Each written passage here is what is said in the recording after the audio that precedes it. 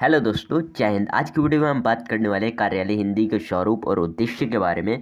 हालांकि मैं इस पर पहले भी एक वीडियो बना चुका हूं, बट वीडियो की जो क्वालिटी है ना वो काफ़ी ख़राब है और साथ ही मतलब काफ़ी ख़राब टाइप की क्वालिटी है। काफ़ी सारे शब्द जो हैं वो ठीक से समझ में नहीं आ पाते हैं लोग को, तो इसलिए इस पर मैं दूसरा वीडियो बना रहा हूँ। और इसमें और पहली वाली वीडियो में ज़्यादा कोई खास अंतर नहीं है, हालांकि थोड़ा बहुत वॉइस का, क्योंकि उसमें मैंने एडिटिंग के यूज किया था, इसलिए काफ़ी फ़नी टाइप की वॉइस है। हालांकि इसमें नॉर्मल वॉइस है। तो चलो यार, बिना किसी तरीके के वीडियो को स्टार्ट करते हैं। तो सबसे पहले देखो, कार्यालय हिंदी का ये तो बताइए, कार्यालय हिंदी होता क्या है। सबसे पहले तो ये पॉइंट, तो देखो कार्यालय हिंदी जो होती है वो सामान्य हिंदी की तरह होती है, बस अंतर इसमें इतना होता है कि जो कार्यालय हिंदी है ना वो प्रशासन की राजकाज की भाषा, मतलब जो विभिन्न प्रकार के कार्यालय होते हैं, विभाग होते हैं, वहाँ पर वो कार्यालय हिंदी उपयोग की जाती है। कार्यालय हिंदी जो कार्यालय हिंदी है ना वो साधारण रूप में समझ लो कि मानक हिंदी अर्थात शुद्ध हिंदी का एक रूप है कार्यालय हिंदी। और इसका उद्देश्य है कि कार्यालय स्तर पर हिंदी के प्रचलन, आप जानते हो कि ज़्यादातर जो कार्यालय होते हैं, विभाग होते हैं, वहाँ पर अंग्रेजी में कार्य होता है। लेकिन जो कार्यालय हिंदी है ना, इसका उद्देश्य यही सोच कर रखा गया है ताकि जो कार्यालय और विभाग उनमें हिंदी का उपयोग ज़्यादा किया जाए, क्योंकि ज़्यादातर लोग जो हिंदी भाषी लोग हैं वो अंग्रेजी नहीं जानते हैं। फिर जो लोग ज़्यादातर लोग क्योंकि हिंदी जानते हैं, है ना, इंडिया के ज़्यादातर लोग आई थिंक हिंदी समझते हैं, इसलिए इसका जो और राजभाषा भी है हिंदी, इसलिए राजभाषा का उपयोग ज़्यादा करना चाहिए, ना कि इंग्लिश को, विदेशी भाषा का उपयोग ना करके अपनी राजभाषा का उपयोग करना चाहिए। इसलिए इसका उद्देश्य है कि जो कार्यालय स्तर पर है या विभाग है उनमें हिंदी का उपयोग किया जाए। और इसी के बारे में एक मत भी है डॉक्टर उषा तिवारी जी का। इन्होंने कहा है कि सरकारी कामकाज में प्रयुक्त होने वाली भाषा को कार्यालय हिंदी कहा जाता है ना। सरकारी कामकाज में प्रयुक्त होने वाली ऐसी जो सरकारी कार्य होते हैं उनमें प्रयुक्त होती है भाषा, उसी ही कार्यालय भाषा कहा जाता है। और साथ ही डॉक्टर DK जैन ने भी कहा है कि वह हिंदी जिसका प्रयोग पत्राचार, व्यापार, संगीत, योग, चिकित्सा आदि क्षेत्रों में होता है उसे कार्यालय हिंदी कहा जाता है। ठीक है, तो यही है कार्यालय हिंदी। इसके बाद कार्यालय हिंदी के स्वरूप के बारे में बात करें तो देखो, कार्यालय हिंदी जो है वो भारत की राजभाषा, पहले भी हम बता चुके, भारत की राजभाषा है। और काफ़ी बार लोगों को ना एक डाउट होता है राष्ट्रभाषा और राज्य भाषा का, कुछ लोग इसे राष्ट्रभाषा समझ लेते हैं, जबकि भाई ये राष्ट्रभाषा नहीं है बल्कि ये राजभाषा है। राज्य भाषा जो है ये मध्य प्रदेश की राज्य भाषा है और राजभाषा भारत की है। राज्य भाषा, राजभाषा और भाषा, राष्ट्रभाषा, इन सभी में एक अंतर होता है। हालांकि मैं इस पर वीडियो बनाई नहीं है, बट मैं एक वीडियो बनाऊंगा जिसमें आप लोगों को बताऊंगा कि भाषा, राष्ट्रभाषा, राजभाषा, राज्य भाषा, विभाषा आदि के बारे में बताऊंगा। ठीक है, तो इसमें बहुत ज़्यादा डिफरेंस होता है, हालांकि इतनी ज़्यादा भी थोड़ी थोड़ी डिफरेंस होता है, बट ये डिफरेंस आप लोगों को ज़रूर पता होना चाहिए, ये बहुत कम आएगा। ठीक है, तो चलो यार, इसी कार्यालय हिंदी के स्वरूप के बारे में बात करें तो ये भारत की राजभाषा हिंदी है और इससे कार्यालय हिंदी का स्वरूप जो है वो संवैधानिक स्तर पर बढ़ जाता है। संवैधानिक मतलब संविधान के स्तर पर बढ़ जाता है इसका, क्योंकि ये राजभाषा है इसलिए इसका जो स्वरूप है वो संविधान के स्तर पर भी बढ़ जाता है। और इसका जो रूप है विस्तार होता है, क्योंकि ये राजभाषा, इसलिए इसका रूप भी और ज़्यादा विस्तारित हो जाता है। संविधान का जो अनुच्छेद है, संविधान के अनुच्छेद 343 से 351 तक राजभाषा संबंधी प्रावधानों का उल्लेख किया गया है। मतलब 343 से 351 तक राजभाषा मतलब हिंदी के संबंध में प्रावधान किए गए हैं विभिन्न प्रकार के, ये याद रखना। 343 से 351 मतलब 343 से 351 तक। और राजभाषा से अभिप्राय देखो, राजकाज की भाषा, प्रशासन की भाषा, सरकारी कामकाज की भाषा या कार्यालय की भाषा से है ना। और अब मेन पॉइंट बता दी कि राजभाषा बनी कब, जो है बनी कब थी हिंदी। तो हिंदी को 14 सितंबर 1949 को राजभाषा के रूप में स्वीकार किया गया था। ठीक है, 14 सितंबर 1949 1949 को, 14 सितंबर 1949 को इसे राजभाषा स्वीकार कर लिया गया था। और आज भी 14 सितंबर को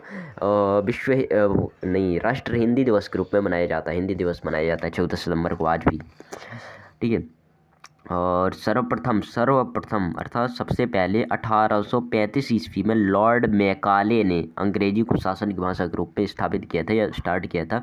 मतलब सबसे पहले जो है लॉर्ड मैकाले ने 1835 में किया था। इसके बाद में फिर जो अंग्रेजी है, अंग्रेजी भाषा को उसने राजकाज की भाषा बनाया था, या फिर राजभाषा की इस कह लो। तो राजभाषा उसने लॉर्ड मैकाले ने सर्वप्रथम 1835 में बनाई थी अंग्रेजी को।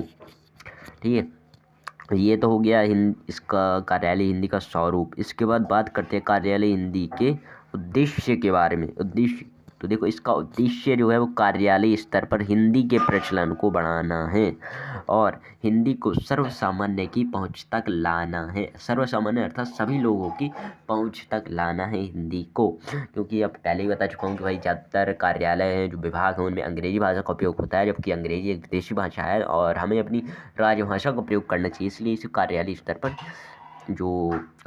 पर इसका प्रयोग किया जाए हिंदी का, इसलिए इसका उद्देश्य है, कार्यालय हिंदी का उद्देश्य है कि कार्यालय स्तर पर या विभागों में हिंदी का उपयोग किया जाए। और जिस समय जो है राजभाषा के प्रावधानों को रखा गया था, उसी समय यह भी सुनिश्चित किया गया था कि जहाँ भी राजभाषा हिंदी में कार्य करते हुए कर्मचारी को परेशानी का सामना करना पड़े, वहाँ अंग्रेजी के शब्दों को यथावत देवनागरी में लिख सकता है। तो ये भी एक बात है कि जो शुद्ध हिंदी है ना, वो काफ़ी बहुत से लोगों को समझ में नहीं आती है और काफ़ी थोड़ी डिफ़िकल्ट टाइप की भी है। कुछ शब्द ऐसे हैं जो लिख नहीं पाते हैं लोग, तो जहाँ पर भी कर्मचारी को लिख नहीं पा रहा है, वह ठीक से समझ में नहीं आ रहा है, वहाँ पर वह अंग्रेजी को मतलब अंग्रेजी के शब्दों को लिख सकता है देवनागरी लिपि में। ठीक है। इसके बाद अपन लोग बात करते हैं हिंदी के क्षेत्र के बारे में। कार्यालय हिंदी के क्षेत्र क्या क्या हैं। देखो, भारत के जितने भी पूरा भारत है ना, पूरे भारत के सभी राज्यों और जिला केंद्र शासित प्रदेशों को 3 भागों में बांटा गया है। एक है का क्षेत्र, एक है खा क्षेत्र और एक है गा क्षेत्र। इन 3 क्षेत्रों में बांटा गया है। ठीक है, तो सबसे पहले बात करते हैं का क्षेत्र के बारे में। ठीक है, का क्षेत्र के अंतर्गत राज्य कौन कौन से आते हैं। राज्य की बात करें तो का क्षेत्र के अंतर्गत राज्य आते हैं बिहार, हरियाणा, हिमाचल प्रदेश, मध्य प्रदेश, छत्तीसगढ़, झारखंड, उत्तराखंड, राजस्थान और उत्तर प्रदेश। ये इतने राज्य आ जाते हैं इसके अंतर्गत। इसके बाद केंद्र शासित प्रदेश की बात किया है तो केंद्र शासित प्रदेश है अंडमान निकोबार द्वीप समूह और दिल्ली। ये 2 संघ राज्य हैं या फिर केंद्र शासित राज्य हैं। तो इन क्षेत्रों में जो सरकारी कामकाज की जो भाषा है ना, वो हिंदी है। पूर्ण रूप से इनमें हिंदी का ही उपयोग किया जाएगा। और जो अन्य जो क्षेत्र हैं का क्षेत्र के अलावा जो खा क्षेत्र है और गा क्षेत्र, उनसे अगर कोई पत्र व्यवहार करना है तो हिंदी के साथ साथ अंग्रेजी को भी उपयोग किया जाएगा, मतलब अंग्रेजी का अनुवाद भेजा जाएगा हिंदी के साथ साथ ही। चलो, इसके बाद दूसरे अन्य क्षेत्रों के बारे में बात करते हैं। इसके बाद आ जाते हैं खा क्षेत्र के बारे में। ठीक है, खा क्षेत्र की अगर बात की जाए तो खा क्षेत्र के अंतर्गत राज्य आ जाते हैं गुजरात, महाराष्ट्र और पंजाब।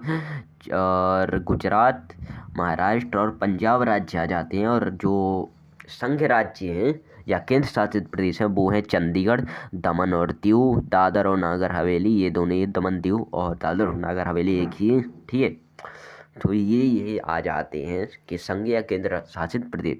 तो इनमें जो कोई व्यक्ति अगर किसी कार्यालय को पत्र लिखता है या एक कार्यालय दूसरे कार्यालय को पत्र लिखता है तो वो हिंदी और अंग्रेजी में लिखा जाएगा। इसके बाद बात करते हैं गा क्षेत्र बने सबसे लास्ट वाला।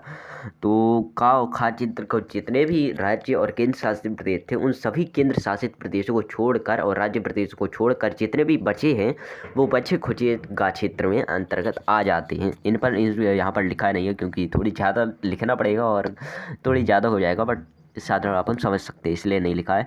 ठीक है, तो यही का क्षेत्र और खा क्षेत्र के अंतर्गत जितने भी आला बचे हुए हैं वो सब का क्षेत्र के अंतर्गत आ जाएंगे। और यहाँ पे जो केंद्र सरकार को जो पत्र भेजेंगे वो पत्र अंग्रेजी में होंगे, मतलब ये जो पत्र भेजे जाएंगे ना केंद्र सरकार को, वो सब अंग्रेजी में होंगे। तो आई थिंक आप लोगों को समझ में आ चुका होगा। और अगर वीडियो पसंद आई हो तो वीडियो को लाइक कर देना और अगर इच्छा हो तो चैनल को भी सब्सक्राइब कर देना। और आपको आगे वीडियो किस टॉपिक पर चाहिए वो भी कमेंट कर देना, तो आप लोगों को आई थिंक वीडियो मिल जाएगी। तो चलो मिलते हैं एक और वीडियो में, तब तक के लिए बाय बाय, टेक केयर।